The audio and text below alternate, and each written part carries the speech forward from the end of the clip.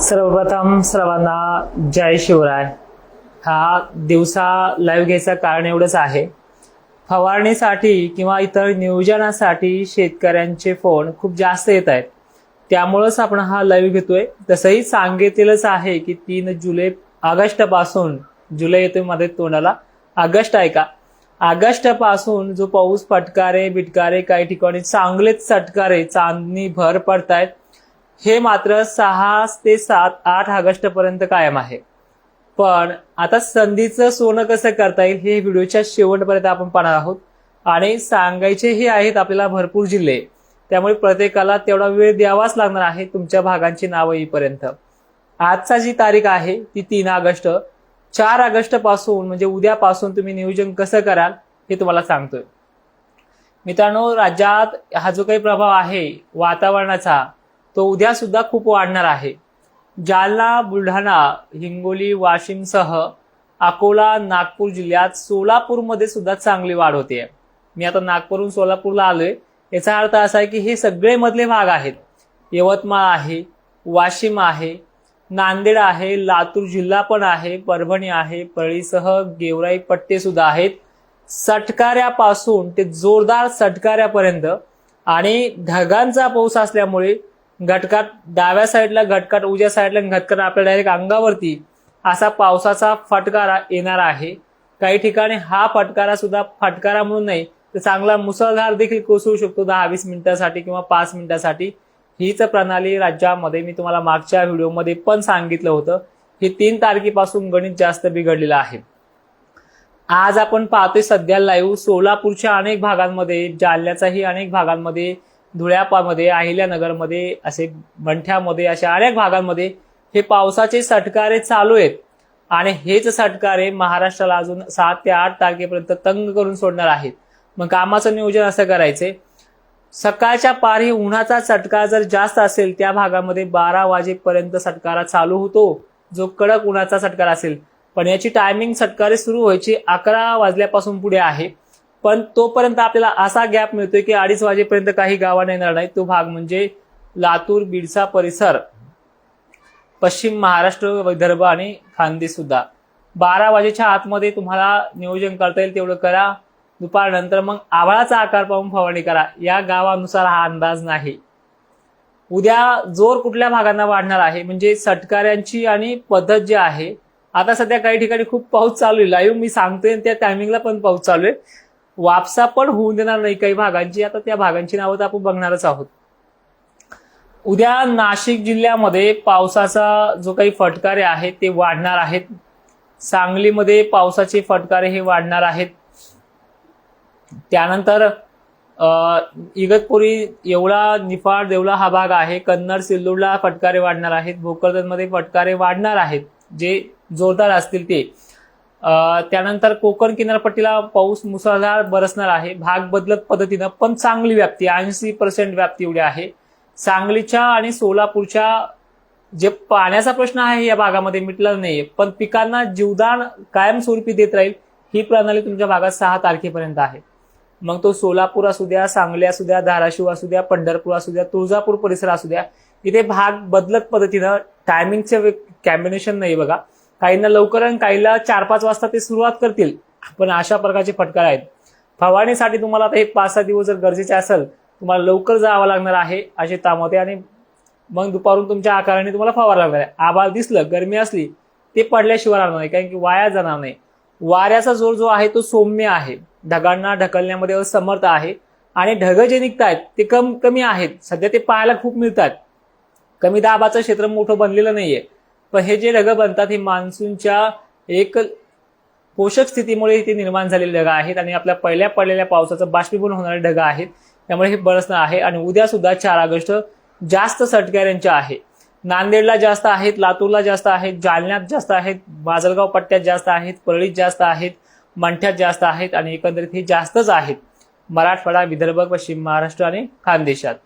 अकोल्याच्या, अमरावतीच्या आणि उत्तरेकडील भागांना हे कमकुवत पाहायला मिळतील, पण 4-5 वाजता यांना असणार आहे। अहिल्यानगर पण उद्या जास्त पावसाच्या रडारवरती आहे, म्हणजे ठोक नाहीये। जमिनीला पाणी असा पाऊस हा म्हणजे 24-24 तास चालेल, 10-10 तास चालेल असं नाहीये, एक 15-20 मिनिट चालतील असा सगळ्या जिल्ह्यांमध्ये हा पाणी असणार आहे. मग बुधवारी काय होईल हे देखील पाहूयात. बुधवारी सुद्धा सेम कंडिशन आहे मराठवाड्यासाठी. खानदेश धुळ्याला थोडं कमी राहील पण सेम कंडिशन आहे. सोलापूर सांगलीमध्ये बुधवारी जास्त वाढ होईल, उलट लातूर पर्यंत जाईल ती वाढ. छत्रपती संभाजीनगरमध्ये पण आहे. ठीक आहे. बुधवारचं अजून सांगायचं म्हणलं तर हा मराठवाड्यासाठी फटकारातील धुळसर अंधुकलेलं वातावरण असेल. सूर्यदर्शन चांगलं स्पष्ट नसेल त्यामुळे पाऊस डेव्हलप होणार नाहीये. एक काम केलं तर तुम्हाला बुधवारी पण चांगलं फवारता येईल. ज्यांना समजा ठीक आहे वाटलं उद्या 4 तारखेला नाही फवारायचं, 5 तारखेला जवळ फवारा, पण फुगाऱ्यामुळे जे काही नुकसान होते तुमचं औषध खराब होण्याचं, याला मात्र त्या टायमिंगला धाक आहे. नांदेड परभणीसह मराठवाड्यामध्ये सोलापूरपर्यंत कोकण किनारपट्टीला. विदर्भाला थोडा खानदेशला कमी राहील बुधवारी. जर तुम्हाला नियोजन करायचं खानदेशकरांनो बुधवारी करू शकता. आणि तब्येतीचं विचारताय बरेच जण, मी अजूनही आराम केलेला नाहीये, फोनच सुधरू देत नाहीत मला. गुरुवारचं बघूयात आपण आता.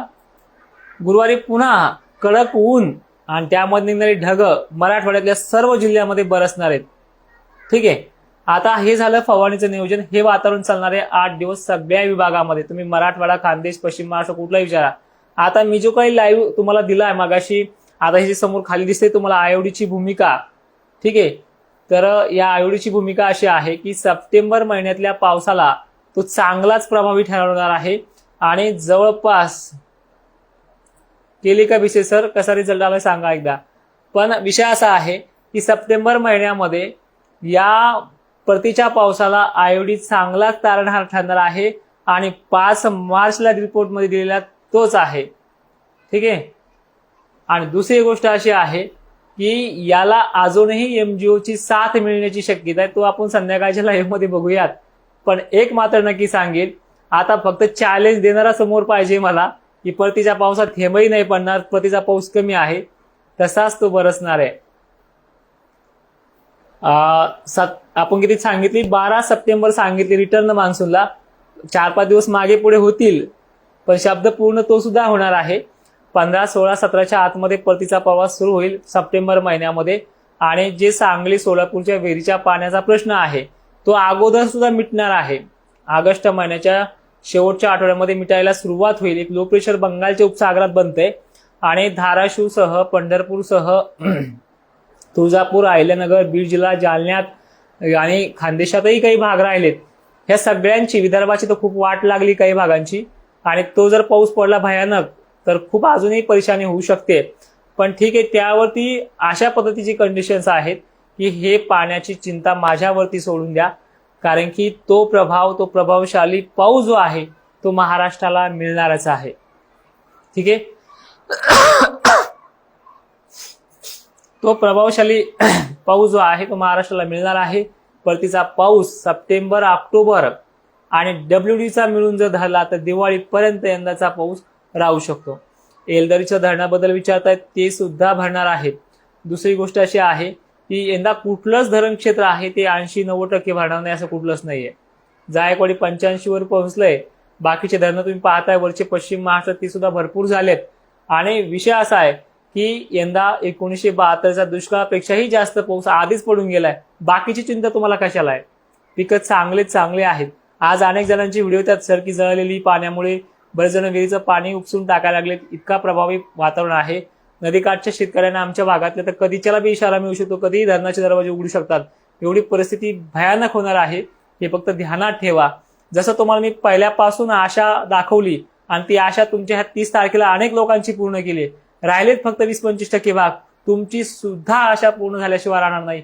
हा शब्द पुन्हा लाईव्हच्या माध्यमातून देतोय. फक्त घाबरून जाऊ नका. आणि तुम्ही एक जण मला म्हणे सर तुम्ही अहंकार करायला, अहंकार नाहीये. 8 जुलै ते 15 जुलैच्या दरम्यान मध्ये गोपाळ सोमवार सर तुम्ही लाईव्ह सोडून जाऊ शकता, काय अडचण नाही. तुमच्या मांजरा धरणाचा मी रिपोर्ट दिलाय, पाणी भरणारे, काळजी करू नका. बाकीचं पण सांगावंच लागतं का, कारण तुम्ही त्यांचे फॅन आहेत, मला हे कळलं नाही. काही काळजी करू नका, परतीच्या पावसात तुम्हाला होऊन जाईल. 8 दिवसाचं शिंदे सर वातावरण असं आहे की मराठवाड्यात आणि विदर्भात हे जे काही चालू आहे आज सेम त्याच पॅटर्नमध्ये कधी कमी कधी जास्त आहे. तुमच्या भागाला आज पाऊस झाला तो उद्या पण येणार आहे फटकारा. तुषार शिंदे सर अंबाजोगाई तालुक्यातील विशेष गावामध्ये पावसात नाही तुम्ही तिकडे सांगायला पाणी टाकून दिले. पाणी टाकणं माझ्या हातात नाही दादा, ते निसर्गाच्या हातात आहे.